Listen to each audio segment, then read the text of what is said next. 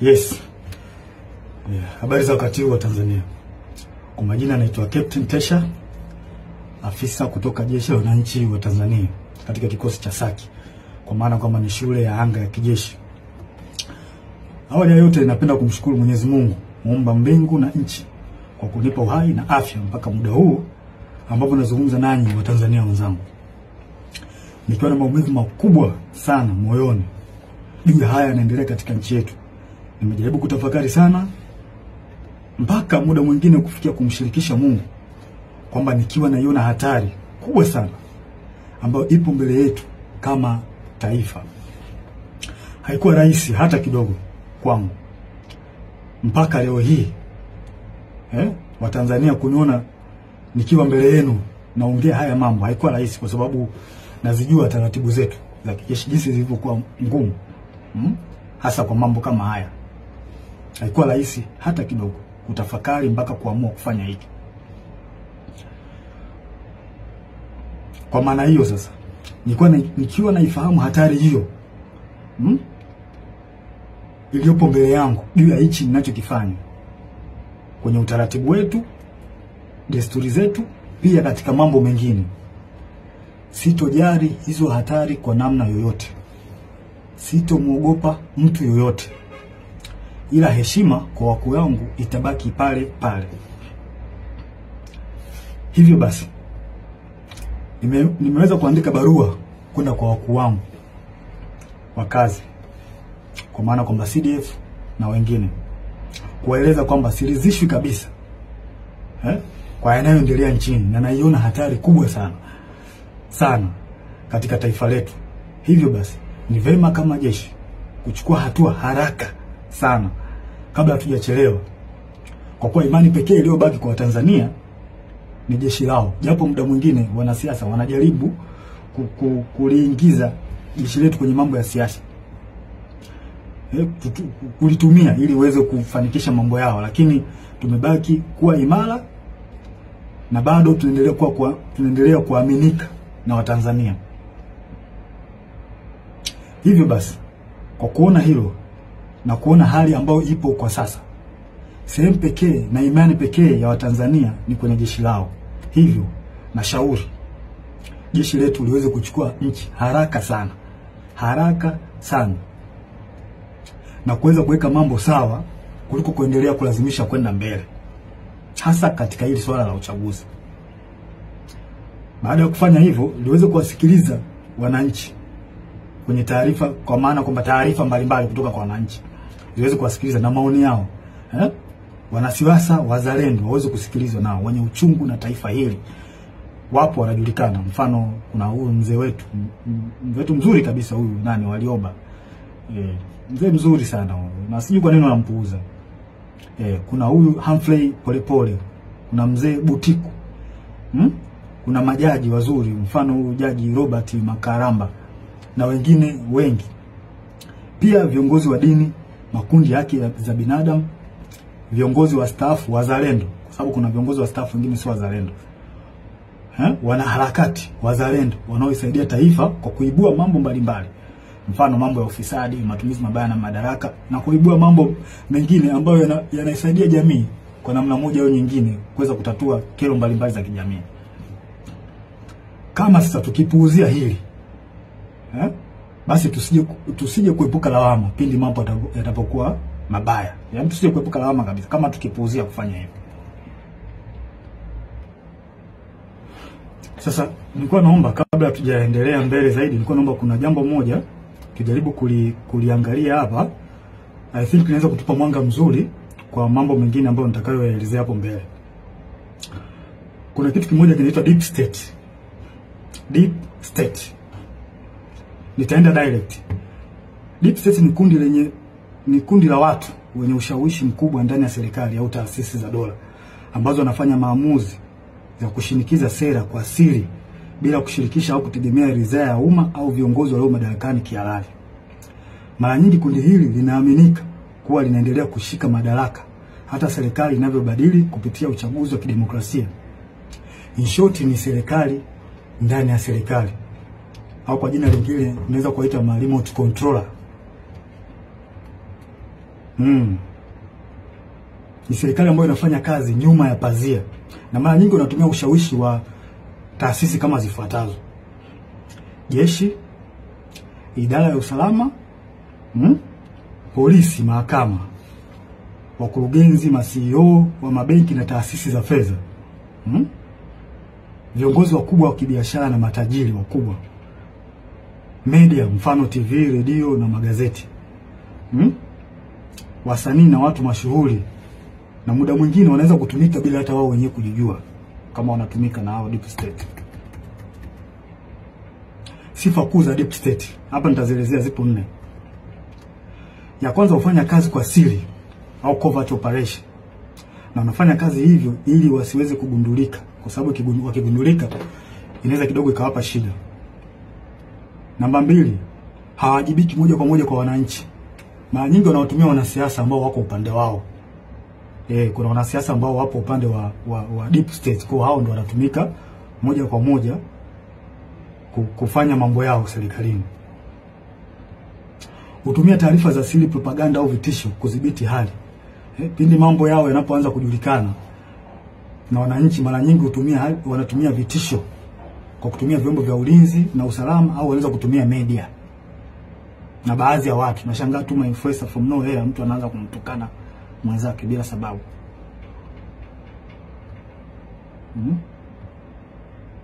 Na wanaweza kumpinga au kumuondoa kiongozi aliyechaguliwa kama hawakubaliani naye.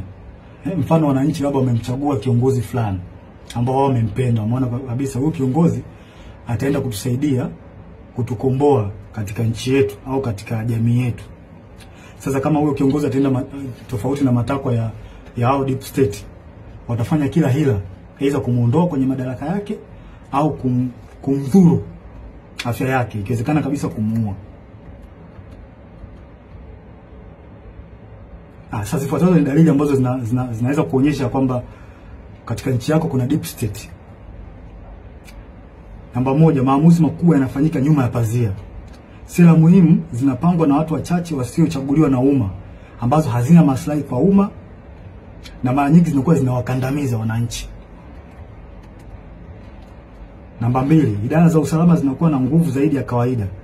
Vyombo vya ujasusi, mfano polisi, usalama, vinaonekana kutenda mambo kinyume na sheria au kibali kutoka serikalini au bunge, kwa sababu muda mwingine wanapokea amri kutoka huko kwenye deep state. Namba 3, ukosefu wa uwajibikaji. Unaweza kukuta kuna hali ya rushwa au kuna rushwa ambayo imefanyika katika taasisi fulani, na unashangaa tu from nowhere watu hawachukuliwi hatua, wanaekeana kinga. Na inaonekana kabisa watu wamefanya hizo hujuma za rushwa.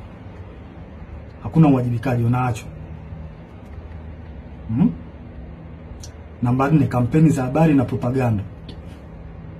Hutumia media, mfano magazeti, TV, radio na mitandao kwa ajili ya kutengeneza propaganda pindi unapoona taarifa zao au siri zao zinajulikana. Utengeneza namna ya kuweza kuficha huo ukweli.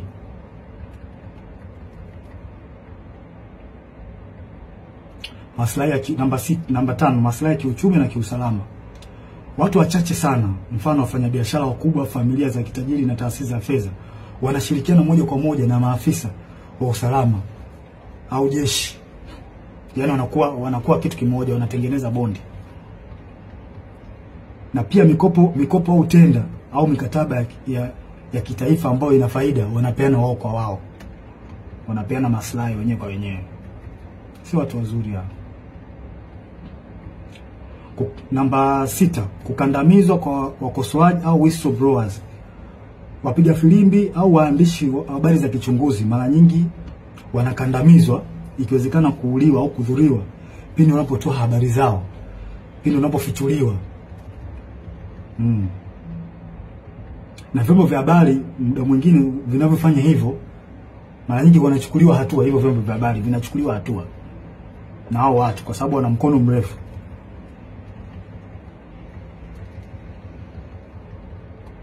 Si watu wazuri hao.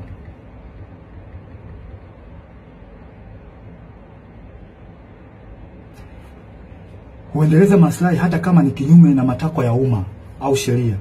Wananchi hata mkipiga kelele vipi kuhusu hali mbaya au matatizo ya nchi, wao hawajali. Yaani wanafanya mambo kwa maslahi yao, hawajali wananchi hao watu. Hawajali kabisa. Wanafanya mambo kwa faida zao wenyewe. Sasa kwa namna hiyo mnaweza mkapata clear picture kuhusiana na hili jambo la deep state. Kwa mnaweza mkafanya comparison, mnaweza mkaangalia hali halisi na kinachotokea nchini kwetu. Je, hiko kitu kweli ni kipo? Kwa mimi ninavyoona na kwa ajili na kwa namna ambavyo nchi yetu inavyoendelea, hili jambo lipo. Lipo kabisa bila hata kuficha. Hakuna kuficha hapa. Hili jambo lipo na linaongozwa na CCM mtandao, wanajiita mtandao hapa. Wapo chini ya Kikwete, Rostam Azizi, wakina marehemu Bernard Membe, Mungu lazima roho yake mahali pema peponi. Hawa watu ndio wanasababisha Tanzania isiendelee, wanarudisha nyuma nchi yetu.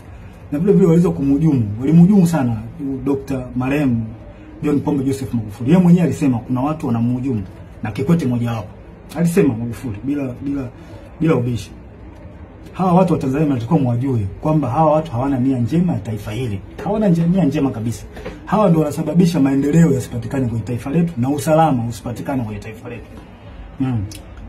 Pindi nchi inapotaka kujikwamua iende sehemu moja kwenda sehemu nyingine, hawa wanatengeneza vipingamizi.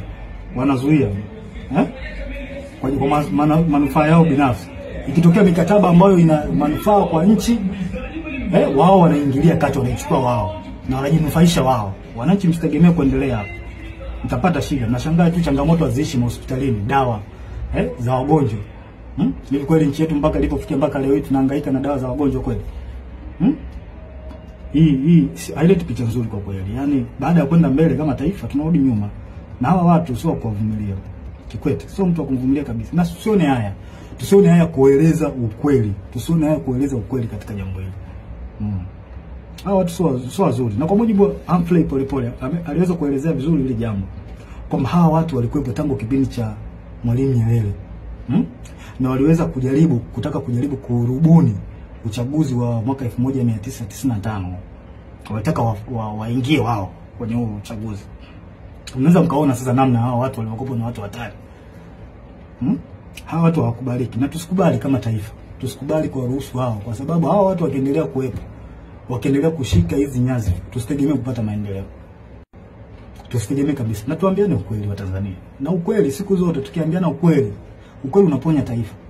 Kwa kila mtu akikaa kimya, kuogopa sijui haitosaidia. Tutazidi kurudi nyuma. Hata mfanye kazi vipi my friend, mtaletewa makodi ya ajabu, mtaletewa hiki, hata faida yenyewe kwenye biashara yako hutoiona. Na ndivyo kinachoendelea hata sasa hivi. Mnajionea wenyewe. Kwa hiyo hawa watu CCM, hawa mtandao sio watu wazuri. Sio watu wazuri kabisa. Wadhibitiwe. Wanalihujumu taifa. Kabisa. Wanalihujumu taifa hawa watu. Wachukuliwe hatua kali. Wadhibitiwe kabisa. Na muda mwingine wanajaribu kutafuta zile sehemu ambazo zina nguvu. Mfano kama jeshi letu. Jeshi letu still bado lipo imara sana. Lipo imara sana. Wao wenyewe wanaona hii ni sehemu pekee ambayo wanaweza wakajifichia au wakapita humu kurahisisha mambo yao. Mfano wa mambo ya uchaguzi. Wanajua kwamba wakitumia jeshi wanaweza wakapitisha mambo yao. Na hili swala sio zuri. Na mimi ningependa nimshauri afande CDF awe makini sana hawa watu. Asipokuwa makini nao tutalipoteza hili taifa. Watanzania hawatakuwa na sehemu nyingine ya kulilia. Sehemu pekee iliyobaki sasa hivi ni kwenye jeshi. Jeshi ndio sambo iko strong mpaka muda huu. Hizo sehemu nyingine, sijui mahakama, polisi, tayari Watanzania hawaziamini, na huo ndio ukweli. Tusifiche mambo hapa. Huo ndio ukweli. Tusifiche mambo. Hebu afande CDF, naomba tuangalie kitu kimoja na wenzangu. Tunaweza mkapata tafakari kidogo hapa. Tunajua katika jeshi letu kuna watu wa aina mbalimbali. Wako wengi sana. Kuna waumini wa Askofu Gwajima. Kuna watu ambao pia walikuwa wanampenda Magufuli. Kuna watu ambao pia ni waumini wa Roman Catholic. Na ambao pia wamesikitishwa sana na kupigwa kwa huyu padri wao Father Kitime. Kuna watu pia ambao ni watu ambao wanapenda haki. Wanachukizwa tu na mambo ambayo yanaendelea nchini. Wapo kwenye jeshi letu. Wapo watu wengi wazuri, wapo. Pia tuna watu ambao ni kabila la Kimasai ambao pia wameumizwa sana na swala ambalo linaendelea huko kwa ndugu zao, ikiwemo na wao wenyewe kuondolewa kwenye hii Ngorongoro na Loliondo, kufukuzwa. Wapo kwa jeshi letu wa Masai, wapo. Wapo wengi sana. Pia kuna askari ambao ni ndugu, jamaa na marafiki na watu ambao waliotekwa na kuuawa. Wapo ambao wana undugu au na urafiki. Wapo. Wapo wengi. Sasa hebu tutafakari kitu kimoja. Sasa kama hawa watu wapo na kwa namna moja au nyingine wameumizwa na haya ambao au wameathirika kwa namna moja ama nyingine na baadhi ya matendo ya serikali. Kwa mfano kama kupigwa kwa Father Kitime, au Katoliki ambao ni askari watajisikiaje? Kufungiwa kwa kanisa kwa la Askofu Gwajima, au waumini ambao ni askari kwenye jeshi letu watajisikiaje? Au wa Masai, maafisa na askari ambao ni wa Masai wamefukuzwa Ngorongoro huko ndugu zao, au ongezekana wao wenyewe watajisikiaje? Au askari na maafisa ambao ni wapenda haki, wanapenda tu kuona kwamba nchi inaenda katika misingi ya haki. Wakiona haya yanayoendelea nchini watajisikiaje? Sasa vipi sasa ikionekana kwamba hao wanasiasa wanajaribu kulazimisha jeshi litumike kuwanufaisha wao, hasa chama tawala? Hawa watu hawa watajisikiaje? Watahisi vipi? Wakati chama tawala hicho ambacho kimeshika dola ndicho kilichowaumiza, kilicholeta machungu, kufungiwa kanisa, kufukuzwa kwa Wamasai Ngorongoro, wa Katoliki kwa Father Kitime kupigwa. Unadhania watajisikiaje watu? Sijui mnanielewa? Kwa hiyo tujiepushe sana Afande Sidif, na kuomba mkuu wangu, tujiepushe sana kukubali au kukubaliana na hawa wanasiasa kujaribu kuweka mambo yao kisiasa, kututumia sisi kupitisha mambo yao kisiasa, kutengeneza fia kwa Watanzania. Tusiruhusu watu wafanye hivyo. Tutaligawa jeshi. Hawa wanajeshi hao waliofanywa haya yote nilioeleza, wana maumivu, tunajua wana maumivu makubwa kiasi gani? Wanajisikiaje kwa ambayo yanafanyika? Au waliotendewa ndugu zao, maaskofu zao, wanajisikiaje? Tunajua wanawaza nini kwenye akili zao. Je, vipi sasa wakihisi kwamba hao wanasiasa wanataka kulitumia jeshi lao, watajisikiaje? Si wataona kama jeshi nao limewatenga, liko upande wa watu ambao sio watu wazuri? Hii ni hatari sana kwa taifa. Tusikubaliane hata mara moja. Na mimi binafsi sikubaliani nayo. Sikubali jeshi kuhusishwa na mambo ya siasa, kwa sababu ni hatari. Ni hatari kwa taifa. Tuambiane ukweli. Yaani ukweli utatusaidia sana.